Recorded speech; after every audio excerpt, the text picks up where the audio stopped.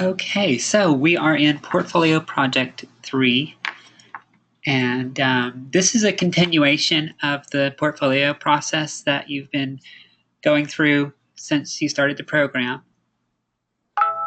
So if you remember way back in Portfolio Project 1, you picked a portfolio subject that you'd be working with, and so you're going to continue to be working with that subject this month. Do you both remember what that subject was that you picked?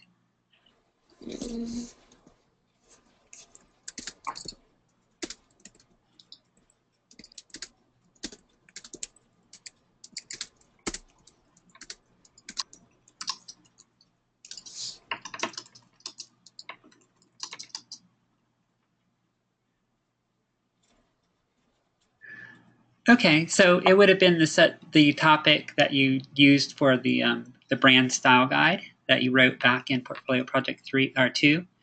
So it would have whatever you used for that particular project. Sometimes it's an organization or a company. Sometimes it's your own personal brand. But that's really the idea, is that you would continue working with that subject throughout the program, so that when you get to the end, you have a collection of projects that are all dealing with a consistent subject. So it looks like a sort of a collected media campaign.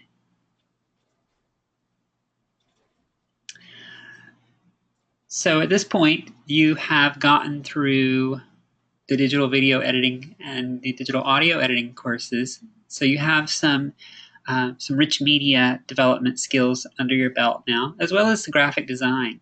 So those are going to be the skills we focus on this month for portfolio. And the idea is that you're creating projects that will be showpieces for you to add to your own personal portfolio, as well as to your MCBS portfolio, which shows your progress through the program.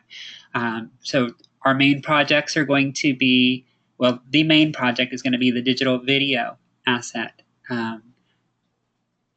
And this will be a video related to your subject. I'll get into more specifics in a moment.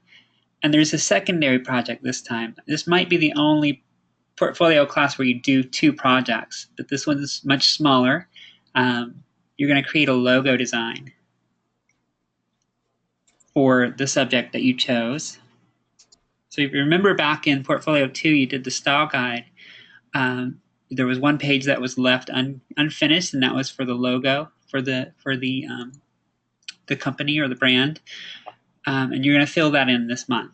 So hopefully you have that document still.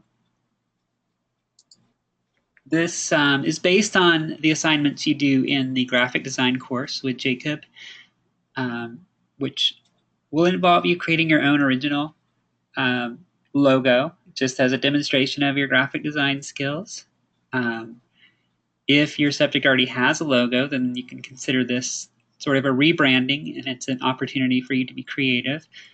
You can use ideas from their original, their existing logo, but make it something new, something maybe up to date, or something that is more in line with your own creative vision. But you have to avoid copyrighted materials.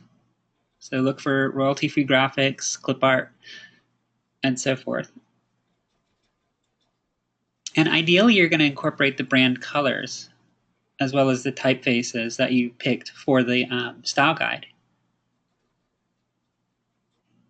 And try to incorporate the themes and the overall feel and personality of that brand.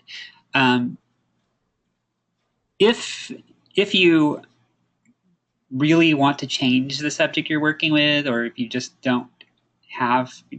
really don't remember and don't have the style guide anymore, you can change and work with something else if you choose. But the idea is that you would continue working with that original subject.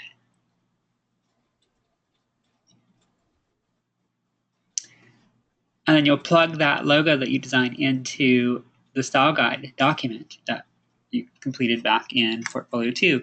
And so now it will be fully completed and have all the pieces put together.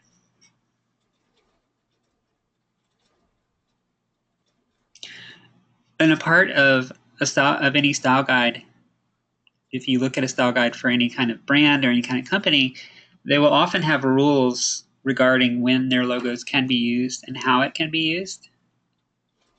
And that's included in the style guide document. So if you want to include things like alternate designs, like different color schemes, maybe you have a version that's black and white and a version that's in color, and so forth. And if you have restrictions on specific sizes or alterations in colors and things like that, include that here. It's really kind of a personal choice as far as the restrictions on its usage.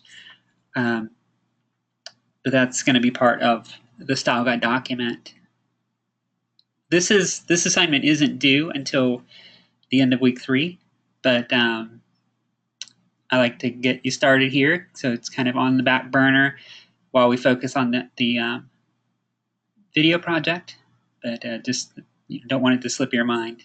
Are there any questions about the logo design project?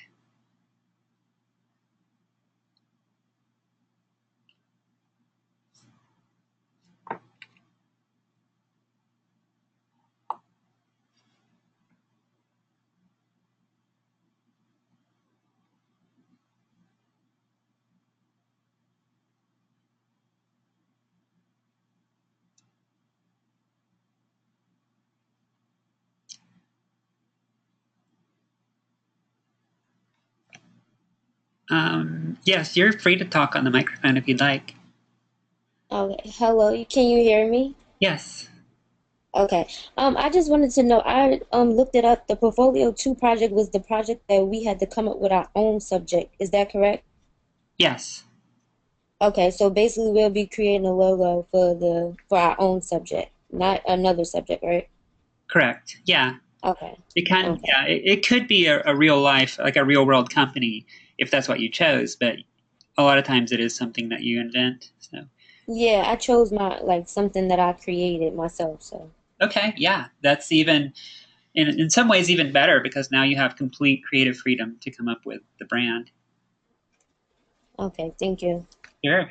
Um, yeah, that's fine. And Hannah, keep me posted if you have trouble finding your subject or remembering where that document is.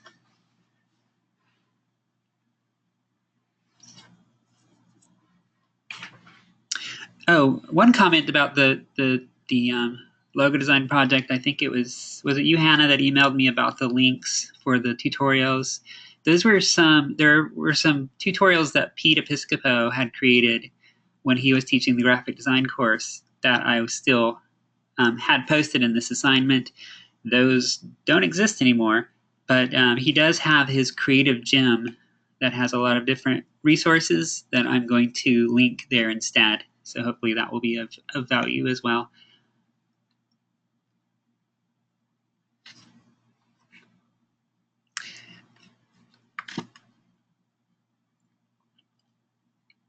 Okay, so our main focus this month will be on the the digital video project. We're going to start off with some brainstorming, just coming up with an idea for what your project will be. Because it's important to put some thought ahead of time to look at who your subject is, what their business is, what they do, and how video can be best used for them to best suit their goals. Some examples, some possible examples, and this is not all of the possible options, but what I see most often are commercials, like promotional videos, sometimes little infomercial style videos, or public service announcements, depending on the nature of your subjects. If it's like a charity or a social cause, then a PSA is more appropriate. Whereas if it's a service or a product that's being sold, then the commercial is more suited. I've seen some interesting transmedia pieces done. Actually, a couple months ago, there was a really great transmedia story piece.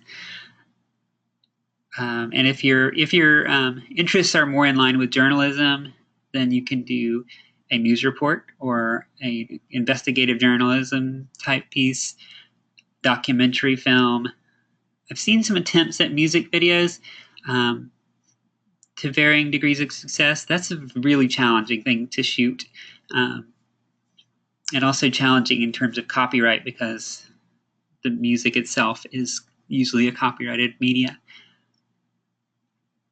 Or if you want to be really creative, you can create a short film.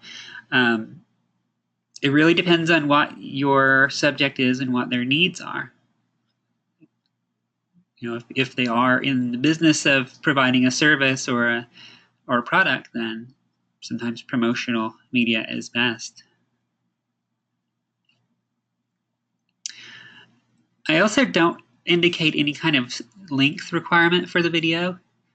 And the reason being that really depends on what you're creating. If you are shooting a commercial, they're going to be pretty short. The average TV spot is 15 to 30 seconds long. If it's one of those late night infomercial style commercials, then it can run a good bit longer. But that's a different context. Whereas documentary film could be longer and should be longer. I would not make any of these projects longer than 10 minutes on the outside extreme, because we have 1 month and you're going to have maybe a few days of shooting followed by a lot of editing. So, make it, take it easy on yourself. Don't bite off more than you can chew within the time allotted. But yeah, again, I don't have a set requirement for length. It can be anything from 30 seconds up to 5-10 minutes.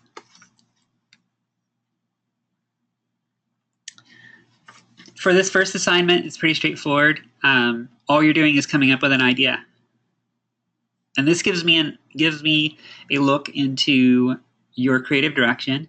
Lets me make sure that you are staying within reasonable expectations for the month, not going really too big in scope, and lets me kind of give you some feedback on how valuable your idea is in relation to your actual subject, what their needs might be, and maybe give you some tips on proceeding with that. So I'll be looking for you to describe the nature of the video. Like, is it a commercial? Is it a music video? What is your idea? How long you see it running. This is just a rough estimate of how much video you will need. A kind of very general description of the content. Will it be live video? Will it be a series of still images? Will there, what kind of video do you need? Will there be actors involved? Will there be, is it an interview or so forth? And then assets that you need. Think about sets, props, your talent. If you're going to need any kind of special equipment outside of, a cell phone camera. And so just looking ahead, thinking about what all this is all going to entail. I don't know if either of you have any ideas at this point what you want to do. I know it really depends on making sure you know your subject and know what they need. But any thoughts so far of something that you might want to work on?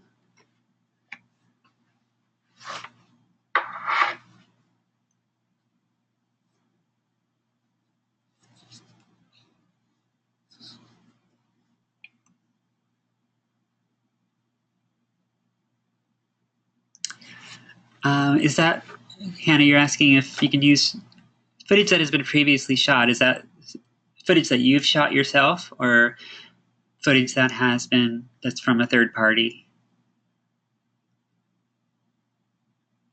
Like, you can use stock video, but you have to be mindful of copyright.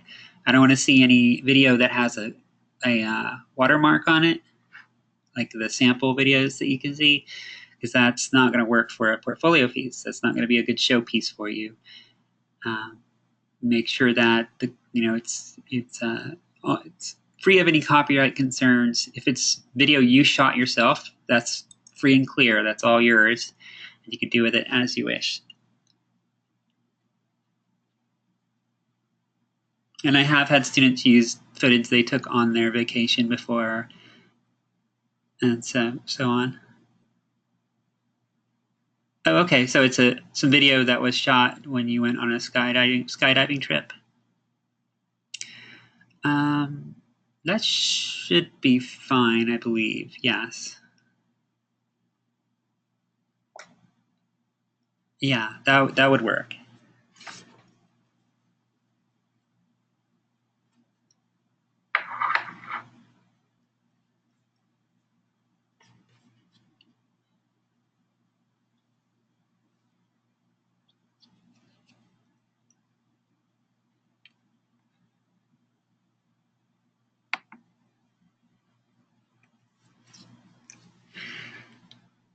And ideally, these will involve actual video and not just sort of a slideshow. I do sometimes see the kind of a slideshow approach using photos from within the business that's featured. There'll be photographs from inside the stores and so forth. Those can work, but full motion video is best. It's a richer experience and gives more detail and information. If you're shooting video, I know you're going to use some of the skydiving video. If you do shoot more video, this is some suggestions. Do not use vertical formatted video. This is something that has really become common with now that cell phone cameras are our main tools for capturing video.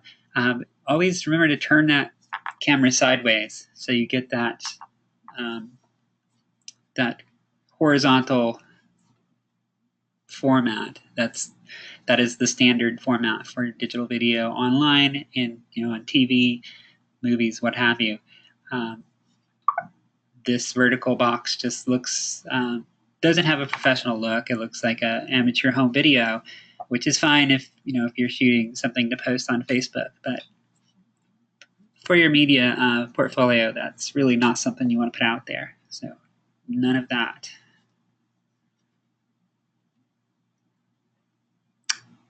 Consider lighting if you're shooting additional video. Make sure that we can see you. And think about the setting. A lot of factors are involved in the setting. In the picture here, this is one of my past students. He's in his living room, but it's relatively clean, tidy, and neat. There's some interesting but not distracting objects in the background, and the focus stays on him.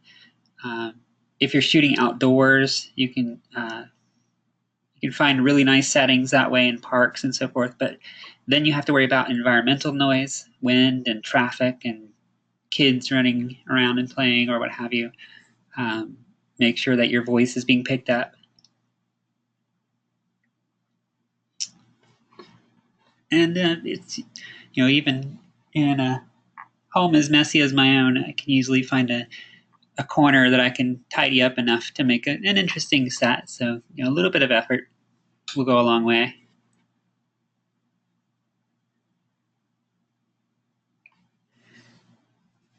And a lot of videos I see have interviews. Just a quick tip, when someone's talking, give them room to talk into. So have them facing into the larger space. So you see the open space in front of his head. Here's the diagram. So it gives sort of the psychological impression that they're talking into a room, into a space, rather than having their face right up against the wall. And if you are shooting video interviews, I don't know if this applies to either of you in particular, but just in general, you can, a good habit is to film the interview subjects' responses with the camera, so keep it on them. And then you can go back later and record the interviewer asking the questions and then splice it together, and it'll look like you're working with two cameras when you really just have one. So gives it a more interesting back and forth dynamic.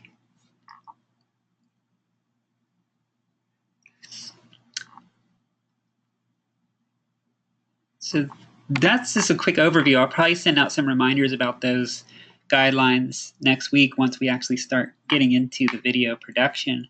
Do you have any questions about what we're doing this month?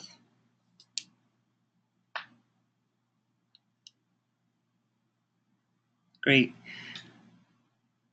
Okay. This is the only go-to session that's scheduled for this month. I might schedule some open office hours where I just log into a go-to training session and anybody can come and ask questions if they need, but it's not going to be a mandatory class lecture. We'll see how that goes. Usually if I see any concerns, I might try to schedule a one-on-one meeting, but that's usually not a problem I see. But otherwise, this is going to be a lot of independent work, but I want you to come to me if you have any questions, any concerns. If you run into any problems, let me know as soon as possible. And if you want to meet online, or if you're local, we can meet in person. I'd be happy to talk with you and coach you through whatever you're dealing with. So let me know. But otherwise, that's pretty much what I had for today. Just wanted to give a quick introduction, get everybody on the same page. All good?